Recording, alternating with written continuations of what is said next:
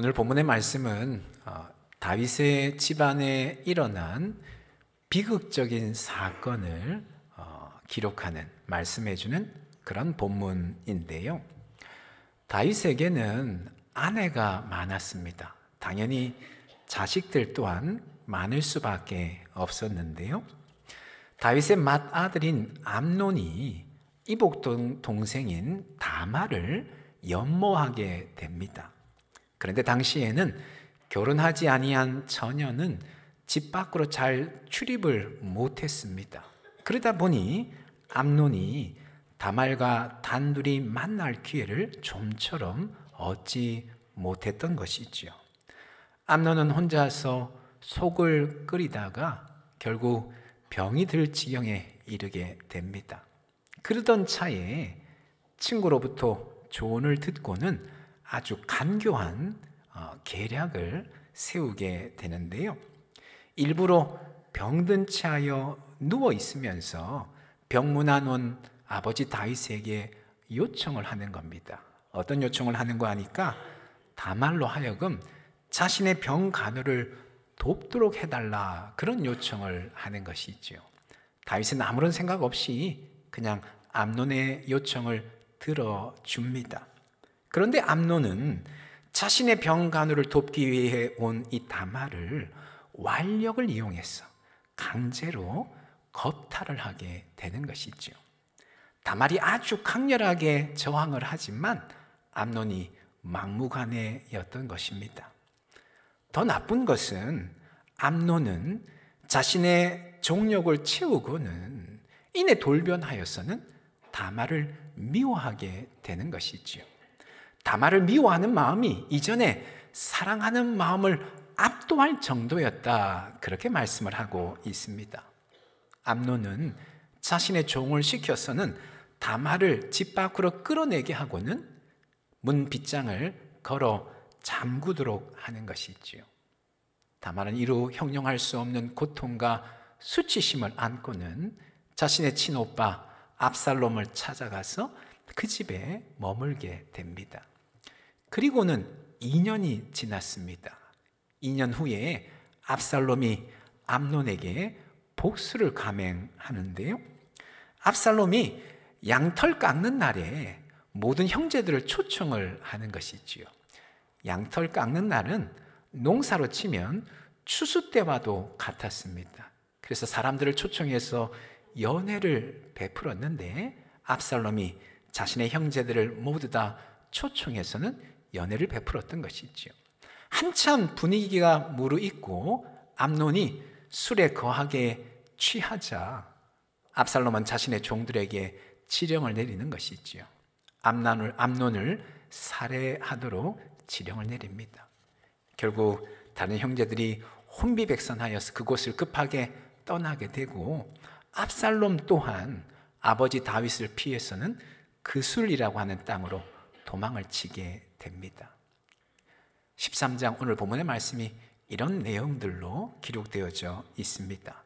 다윗의 집안에 가족 간의 성폭행, 또 살인이라고 하는 아주 비극적인 사건이 일어나고 있는 것을 기록하고 있는 것이죠. 그런데 우리는 오늘 본문에서 사건 자체보다는 이 사건이 왜 일어나게 되었는가, 그 사건의 원인에 좀 주목할 필요가 있습니다. 다윗의 집안에 이와 같은 비극적인 사건이 일어나게 된 원인이 무엇인가라고 하는 것이지요. 그것은 바로 다윗의 범죄 때문이었습니다. 다윗의 범죄 때문에 지금 다윗의 집안에 그와 같은 비극적인 사건이 일어나게 된 것이다 라고 하는 것이지요. 지난주에 하나님께서 나단 선지자를 통하여서 다윗의 죄를 책망하시면서 다윗에게 징계를 내리셨는데 이런 징계를 내리셨습니다. 사무엘하 12장 10절 말씀인데요. 이제 네가 나를 업신여기고, 다윗에게 하시는 말씀인 것이죠. 햇사람 우리아의 아내를 빼앗아 네 아내로 삼았은즉 칼이 너의 집에서 영원토록 떠나지 아니하리라 하셨고, 이런 말씀을 합니다. 다윗이 우리아를 죽였던 것처럼 우리아를 죽음으로 내몰았던 것처럼 다윗 집안에 죽고 죽이는 일이 영원토록 끊이지 않고 일어나게 될 것이다. 그런 징계를 말씀을 하시는 것이죠. 또한 그 다음 11절에 보니까 이렇게 말씀을 합니다. 여호와께서 또 이와 같이 이르시기를 보라, 내가 너와 내 집에 재앙을 일으키고 내가 내 눈앞에서 내 아내를 빼앗아 내 이웃들에게 주리니 그 사람들이 내 아내들과 더불어 백주에 동침하리라. 이런 말씀을 합니다. 다윗이 밧세바를 범했던 것처럼 다윗의 집안에 성적 범죄가 끊이지 않을 것이다. 그런 말씀, 그런 징계를 내리시는 것이죠. 결국 오늘 본문에서 다윗의 집안에 그와 같은 비극적인 사건이 일어나게 된 원인이 무엇인가? 바로 다윗의 범죄 때문이었다라고 하는 것이죠. 다윗의 범죄로 말미암아서 그와 같은 비극적인 사건들이 일어나게 된 것이다 라고 하는 것입니다. 여러분, 여기에서 우리는 중요한 사실을 한 가지 깨달아야 됩니다. 그것은 뭐냐면요, 죄라고 하는 것은 회개함으로 용서함을 받습니다. 아무리 우리의 죄가 붉을지라도 주님 앞에 나와 통회하고 자복하면서 우리의 죄를 내어놓고 회개하기만 한다면 흰 눈보다도 더 희게 우리의 죄를 씻어줍니다. 하지만 죄에는 흔적이 있다라고 하는 것이지요. 죄는 회개함으로 용서함을 받지만 죄의 흔적은 남는다라고 하는 것이지요. 죄의 결과들, 죄의 열매들이 남아서는 두고두고 우리에게 괴로움을 가져다 주는 것이지요. 여러분, 우리가 다쳐서 어딘가 찢어지거나 혹은 무언가 뼈가 어딘가 부러진다면 어떻게 합니까? 병원에 가서 잘 치료를 하지요. 약을 잘 발라주든지 아니면 또는 필요하면 수술도 하게 됩니다. 그렇게 어느 정도 시간 동안 치료를 하면 웬만하면 다 낫게 됩니다. 하지만 그것으로 끝이 아니죠. 흔적이 남죠. 수술 자국이 남거나 흉터가 남기 마련입니다. 죄라고 하는 것도 마찬가지다라고 하는 것이죠. 죄는 회개함으로 용서함을 받지만 그러나 그 죄에는 흔적이 남기 마련이다라고 하는 것입니다. 죄의 크기가 크면 클수록 더 큰 흔적으로 남아서 우리를 두고 괴롭히게 된다라고 하는 것이죠. 지금 다윗 또한 마찬가지인 것이죠.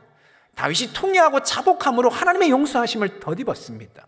밧세바를 간음하였던 간음죄, 밧세바의 남편을 죽음으로 내몰았던 살인죄, 정말 천인공노할 그런 죄이지만 우리가 지난주에 다윗의 회개를 통하여 살펴보았지만 하나님 앞에 나아가서 통회하고 자복함으로 하나님의 용서하심을 덧입었습니다. 하지만 그것으로 끝이 아니었다는 것이죠. 죄는 흔적이 남기 마련이다라고 하는 것입니다. 바로 오늘 본문에서 보는 것처럼 가족 간의 성적인 범죄, 살육이라고 하는 아주 비극적인 끔찍한 고통스러운 흔적을 남긴다라고 하는 것이죠. 여러분, 여기에서 우리가 또 한 가지 죄를 짓지 말아야 될 아주 중요한 사실을 발견을 하게 되는 것이죠.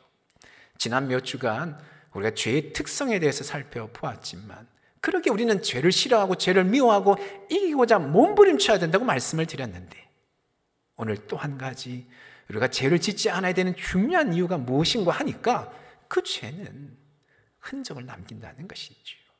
두고두고 우리를 고통스럽게 하는 끔찍스러운 그런 흔적들을 남기기 마련이다라고 하는 것입니다. 물론 예수님의 십자가 보혈의 능력은 우리의 죄뿐만 아니라 어떠한 죄의 흔적까지도 말끔히 씻어 없애주시는 줄로 믿습니다. 하지만 그럼에도 죄의 흔적은 남는다라고 하는 것이죠. 그리고 그 흔적은 좀처럼 잘 지워지지 않는다라고 하는 것이죠. 그 사실을 늘 우리가 기억하며 죄를 멀리하고 죄를 이기는 삶을 살아야 될 줄로 믿습니다. 본문에서 또 한 가지 더 주목할 점이 있습니다. 그것은 뭐냐면요, 다윗의 집안에 이와 같은 엄청난 비극적인 사건이 일어나고 있는데 정작 다윗을 보니까 다윗이 참으로 무기력하기 짝이 없는 그런 모습을 보여주고 있다라고 하는 것이죠. 먼저 암논이 이복 동생 다말을 겁탈했다고 하는 소식을 들었을 때 다윗이 어떤 반응을 보이는가 하니까 이런 반응을 보이고 있습니다. 우리가 읽지는 않았지만 오늘 본문 21절에 보니까요, 이렇게 말씀을 합니다. 다윗 왕이 이 모든 일을 듣고 가족들 간에 일어난 그 끔찍한 성폭행, 성적 범죄 사실을 들었다는 것이지요. 그리고는 어떤 반응을 보이는가 하니까 심히 노하니라 이렇게 말씀을 하고 있습니다. 몹시도 분노하였다는 것이지요. 이것은 지극히 당연한 반응이 아닐 수 없습니다. 가족 간에 폐륜적인 범죄가 일어났는데 아버지로서 몹시도 분노하는 것은 지극히 당연한 것이지요. 하지만 거기까지였습니다. 단지 분노할 뿐이었다라고 하는 것이지요. 다윗은 아무런 실제적인 조치를 취하지 않았습니다. 암논을 불러다가 징계를 내리거나 다말을 찾아가서는 그녀를 위로하는 그와 같은 실제적인 조치를 전혀 취하지를 않았습니다. 다만 다윗은 분노할 뿐이었습니다. 참으로 무기력하기 짝이 없는 그런 모습을 보여주고 있는 것이지요. 다윗의 그런 무기력한 행태가 결국은 압살롬의 복수로 이어지게 하는 원인이 된 것이지요. 놀라운 점은 압살롬이 암논을 죽였을 때에도 다윗은 동일한 반응을 보였다라고 하는 것이지요. 그 다음 37절에 보니까요, 이런 말씀을 합니다. 압살롬이 도망하여 그술왕 암미울의 아들 달메에게로 갔고 암논을 죽이고는 압살롬은 그술 땅으로 도망을 쳤다는 것이죠.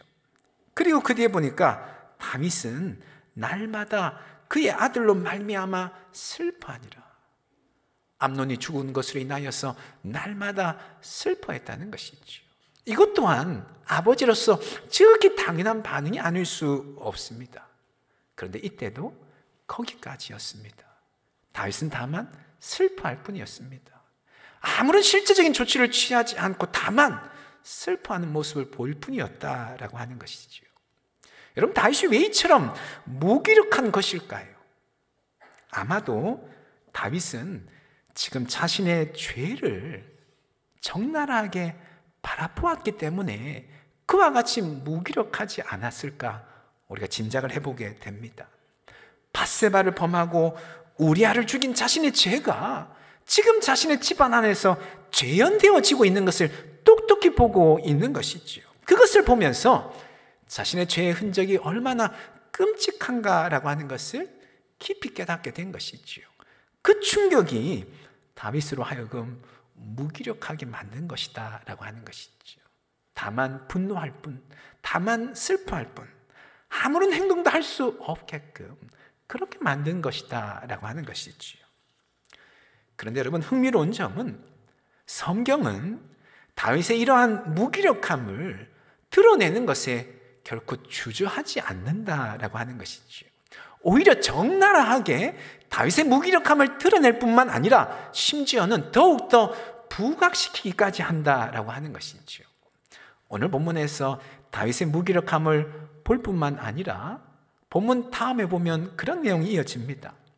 결국 압살롬이 다윗에게 반역을 일으킵니다. 근데 다윗이 어떤 반응을 보이는가 하면 힘 한 번 써보지 않고 급하게 도망을 치는 것이지요. 너무 급하게 왕궁에서 도망을 치다 보니까 신발도 제대로 신지 못하고 맨발로 머리를 감싸 안고 도망을 치는 그런 모습이 오늘 본문 다음에 이어지게 됩니다. 참으로 무기력하기 짝이 없는 그런 다윗의 모습을 묘사하고 있는데요. 이런 내용이 14장부터 19장까지 무려 5장에 걸쳐서 기록이 되고 있습니다. 성경은 이처럼 다윗의 무기력함을 오히려 적나라하게 부각시키고 있다라고 하는 것이죠. 여러분, 여기에는 사무엘서 저자의 특별한 의도가 담겨 있습니다. 그 의도란 무엇인가 하면 결국 인간에게는 소망이 없다라고 하는 것을 강조하기 위함이다라고 하는 것이죠. 다윗이 아무리 탁월하고 아무리 훌륭한 인물이라고 할지라도 우리가 이제까지 다윗이 어떤 인물인가 계속 살펴보아 오지 않았습니까? 다윗은 참 탁월한 인물입니다. 세상에서 이런 다윗과 같은 인물을 찾기가 참 쉽지 않을 정도로 정말 100년에 한 번 나올까 말까 그런 인물이죠. 하나님으로부터는 내 마음에 합한 자라고 하는 그런 평가까지 받았던 인물이었습니다. 하지만 사무엘서 저자의 의도는 무엇인가 하면 아무리 다윗이 훌륭하고 탁월하다라고 할지라도 그런 다윗이 우리의 소망이 될 수 있는 것이 아니다라고 하는 것을 강조하고 있는 것이지요. 다윗 또한 참으로 연약하기 짝이 없는 한 인간에 불과하다는 것입니다. 그러기에 우리 성경을 읽는 우리 독자들은 다윗을 주목해 보아서는 안 된다는 것이죠. 다윗을 보아서는 안 되고 누구를 보아야 될 것인가? 다윗 너머에 계신 참된 다윗이라고 할 수 있는 예수 그리스도를 바라보아야 된다라고 하는 것이죠. 무기력한 다윗을 통하여서 진정한 구원자이신 예수 그리스도를 바라보도록 하는 것이 사무엘서 저자의 특별한 의도이다라고 하는 것입니다. 카일 아이들먼 목사님이 쓰신 나의 끝 예수의 시작이라고 하는 책이 있습니다. 아이들먼 목사님의 유명한 책이 한 권 있죠. 몇 년 전에 아주 베스트셀러로 많은 분들의 인기를 얻었는데 팬인가 제자인가 라고 하는 책인데 이 아이들먼 목사님의 또 다른 저서가 나의 끝 예수의 시작이라고 하는 책인데요. 그 책에 보면 이런 내용이 나옵니다. 이 아이들먼 목사님이 한 남성과 상담을 하다가 번뜩이는 아이디어를 하나 얻게 되었어요. 교훈을 얻게 되었습니다. 그래서 즉시로 자신의 SNS에다가 글을 하나 올렸습니다. 나는 어떨 때 예수님을 실제로 만났습니다.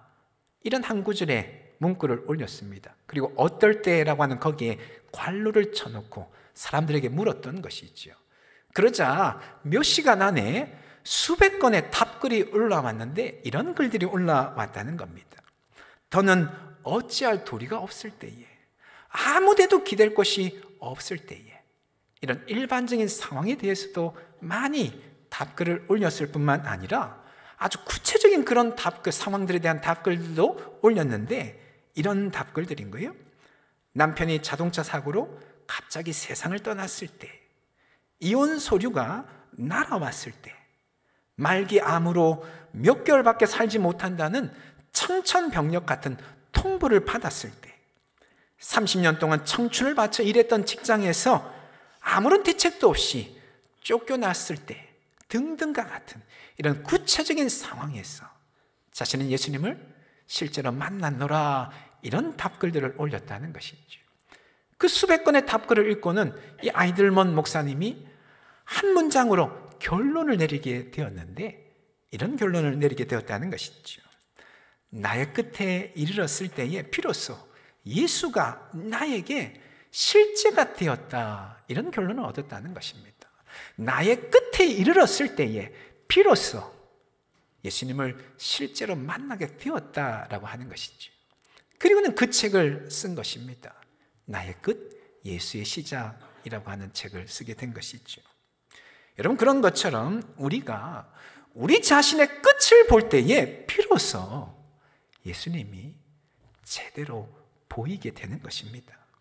우리 자신에 대해서 철저히 실망할 때, 나 자신에 대해서 철저히 좌절할 때에 나의 연약함, 나의 부족함, 나의 한계와 나의 무능에 대해서 철저히 실망하고 좌절해야지만 비로소 예수님을 만날 수 있게 된다라고 하는 것이지요. 사무엘서 저자의 의도가 바로 이것이었던 것이죠.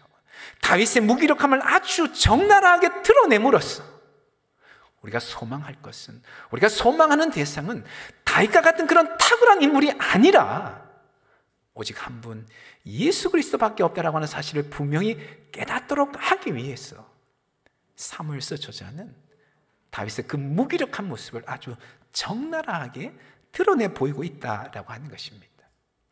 여러분, 물론 나의 끝을 본다라고 하는 것 참 두려운 일이 아닐 수 없습니다. 나의 연약함, 나의 부족함, 나의 한계와 무능에 대해서 실망하고 좌절한다라고 하는 것 결코 쉽지가 않은 일입니다. 왜 그렇습니까? 나의 끝을 본다는 것은 결코 내가 없어진다고 하는 그런 의미인 것이죠. 이제껏 내가 두 다리를 짚고 섰던 나의 기반 자체가 완전히 무너지고 없어진다고 하는 그런 의미이기 때문에 나의 끝을 본다는 것, 나에 대해서 실망하고 차별한다라고 하는 것, 참으로 두려운 일이 아닐 수가 없는 것이죠. 하지만 여러분, 우리는 우리 자신의 자아를 내려놓지 않고는 결코 예수님을 깊이 만날 수 없습니다. 나 자신에 대해서 철저히 실망하고 좌절하지 않고는, 예수님의 표현대로 하자면 우리의 자아가 우리 자기를 부정하지 않고는, 자기를 부정한다는 것이 어떤 의미입니까? 결국 자기가 깨어지고 부서져야 된다는 말인 것이지요. 그렇게 자신에 대해서 철저히 실망하고 좌절할 때에만 예수님이 진정 살아계신 분으로서 나에게 다가오고 만나게 된다라고 하는 것이지요. 하지만 여러분, 나의 끝이라고 해서 결코 두려워해야 될 그런 일만은 결코 아닙니다. 나의 끝이 동전의 한 면이라고 한다면 동전의 다른 면은 어떤 면인가 하니까 조금 전에 아이들면 목사님의 그 책처럼 다른 한 면은 예수님의 시작이기 때문에 그런 것이지요. 다시 말해서 내 능력으로 살아가는 것도 아니라, 나는 무능하고 나는 한계가 있고 나는 지극히 연약하지만 그것을 인정할 수밖에 없고, 그런 나로 인하여서 철저히 실망하고 좌절할 수밖에 없지만, 그러나 그로 말미암아 새로운 소망을 발견하게 되는데, 이제는 주님의 능력으로 살아갈 수 있는 그런 소망을 붙잡을 수 있기 때문에 그런 것이죠. 내 능력으로 겨우겨우 살아가는 그런 인생이 아니라, 겨우 내 능력으로 가정을 지켜내고, 겨우 내 능력으로 교회를 이끌어가고, 겨우 내 능력으로 직장 생활하는 것이 아니라 예수님의 능력으로 차고 넘치는 풍성함을 가지고 가정과 교회와 직장을 지켜내고 이끌어가게 된다라고 하는 것이죠. 그러기에 나의 끝을 본다라고 하는 것은 결코 두려워할 일만은 결코 아닌 것입니다. 오히려 하나님의 일하실, 주님의 일하실 일을 기대하며 우리는 오히려 힘써서 우리의 끝을 보려고, 나의 연약함에 더 실망하고 좌절하려고 하는 그런 용기를 가져야 될 것입니다. 사랑하는 여러분, 우리 자신의 끝을 보는 것을 결코 두려워하지 않기를 바랍니다. 나의 한계, 나의 무능을 인정하며 그것 때문에 실망하고 좌절하는 것을 결코 주저하지 마시기 바랍니다. 우리 자신의 끝을 볼 때 비로소 예수님으로 시작하게 되는 줄로 믿습니다. 내 능력이 아니라 예수님의 능력으로 살아가는 그런 인생이 될 줄로 믿습니다. 지난주에 그런 권면의 말씀을 드렸습니다. 이제 곧 성탄절이 되는데 우리가 어떤 마음, 어떤 자세로 예수님의 성탄을 맞이해야 될 것인가? 예수님이 이 땅에 오신 궁극적인 목적은 우리를 죄로부터 건져내기 위함이다. 그러기에 우리는 죄를 멀리하고 죄를 미워하며 죄와 싸워 이기는 그런 삶으로 예수님의 성탄을 맞이해야 됩니다. 그런 권면의 말씀을 드렸습니다. 오늘 또 하나의 권면의 말씀을 드리기를 원합니다. 우리가 어떻게 예수님의 성탄을 맞이하고 기다려야 될 것인가? 나 자신에 대해서 철저히 실망해야 된다는 것이지요. 나의 연약함, 나의 깨어짐, 나의 한계를 들여다보고 그것을 인정하는 것을 주저하지 않아야 된다는 것입니다. 우리 안에 있는 교만함들, 허영들을 적나라하게 드러내는 것 결코 주저하지 않아야 된다는 것이지요. 그것을 인정하고 그것 때문에 철저히 실망할 때에 비로소 예수님이 나의 소망이 되는 줄로 믿습니다. 나에 대해서 실망하면 실망할수록 예수님이 진정 나에게 소망이 될 뿐만 아니라 진정한 나의 능력이요 나의 삶의 원동력이 될 줄로 믿습니다. 바로 그는 성탄을 맞이하고 기다리시면서 주님 앞에 납작 엎드릴 수 있는 그런 용기가 저와 여러분 가운데 주어지기를 간절히 소망합니다. 우리 연약함, 우리 한계 기꺼이 주님 앞에 내어놓고, 주님, 저는 이런 사람입니다, 이렇게 주님 앞에 나아갈 수 없는 자입니다, 고백할 때 우리 주님이 참된 소망으로 저와 여러분 만나 주실 줄로 믿습니다. 그런 은혜가 우리 가운데 넘쳐나기를 예수님의 이름으로 축원합니다. 아멘. 기도하겠습니다.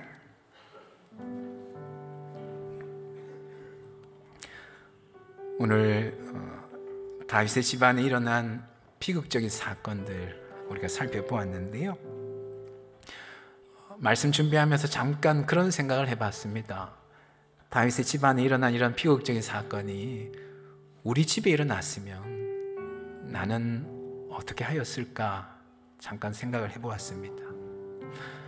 이 시간 우리 다시 한번 기도하실 때에 하나님, 죄라고 하는 것이 이렇게 참 고통스러운 흔적을 남긴다라고 하는 것 하나님 우리로 잊지 않게 하시고, 죄를 미워하고 죄를 싫어하며 날마다 죄와 싸워 이기는 삶을 살아갈 수 있도록 성령 하나님께서 우리를 강하게 꼭 붙들어 주시옵소서 기도하기를 원하고요, 참으로 무기력하게 짝이 없는 그 다윗의 모습이 바로 나의 모습이다라고 하는 것을 인정하며, 주님, 우리의 연약함, 우리의 한계, 무능을 주님 앞에 고백합니다. 참된 소망이요 능력 되신 예수님 꼭 만날 수 있기를 원합니다.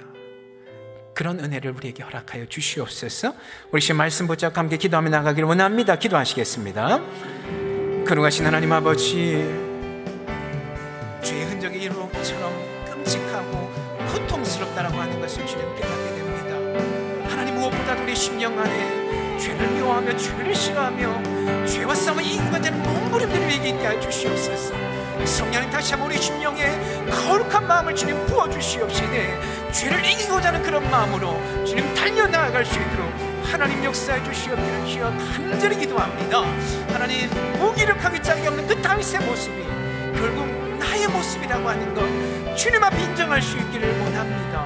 하나님, 나의 연약함과 나의 부족함과 나의 무능함과 나의 한계들 기꺼이 주님 앞에 인정할 수 있는 용기가 주님 우리에게 있기를 원합니다. 주님, 나에 대해서 실망하며 좌절할 수 있는 용기가 우리 가운데 있기를 원합니다. 그처럼 나에 대해서 하나님 나를 내려놓을 때에, 나를 부정할 때에 살아계신 예수님을 주님 만나게 되는 줄로 주님 믿사오니, 거룩하신 하나님 아버지, 우리에게 그와 같은 은혜 더하여 주시어서 온전히 주님 앞에 엎드릴 줄 아는 우리가 되어줄 수 있도록 하나님 역사하여 주시옵소서. 하나님 아버지, 붙들어 주시옵기를 주여 간절히 기도합니다.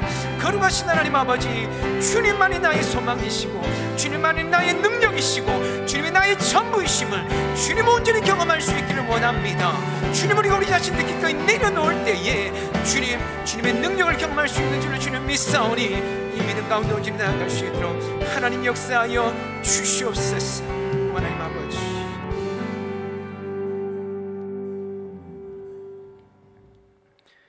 거룩하신 하나님, 다윗의 집안에 일어난 비극적인 사건을 보면서 죄의 흔적이 참으로 끔찍하고 고통스럽다라고 하는 것을 다시 한번 마음에 새기게 됩니다. 하나님, 우리의 심령에 거룩한 마음 부어주시되 날마다 죄를 미워하게 하시고 죄를 싫어하게 하시고 죄와 싸워 이기고자 하는 몸부림이 우리 가운데 있을 수 있도록 성령 하나님 우리를 붙드시고 인도하여 주시옵소서. 참으로 무기력하기 짝이 없는 다윗의 모습이 결국 나의 모습이다라고 하는 것을 깨닫게 되었습니다. 하나님 앞에 우리 연약함과 우리의 부족함, 우리의 무능과 한계를 인정하고 그런 나의 모습에 실망하고 좌절할 줄 아는 용기를 우리에게 허락하여 주시옵소서. 나를 내려놓을 때에, 우리의 자아를 부정할 때에 비로소 살아계신 예수님 깊이 만나게 될 줄로 믿습니다. 우리에게 용기를 더하여 주시어서 주님 앞에 납작 엎드릴 줄 아는 우리가 되게 하여 주시옵시되 참으로 예수님이 우리의 진정한 소망이요 능력이요 전부가 되심을 깊이 경험하는 이 성탄의 계절이 되어줄 수 있도록 인도하여 주시옵소서. 그렇게 하신 하나님께 모든 것 맡겨드리며 예수님의 이름으로 기도합니다. 아멘.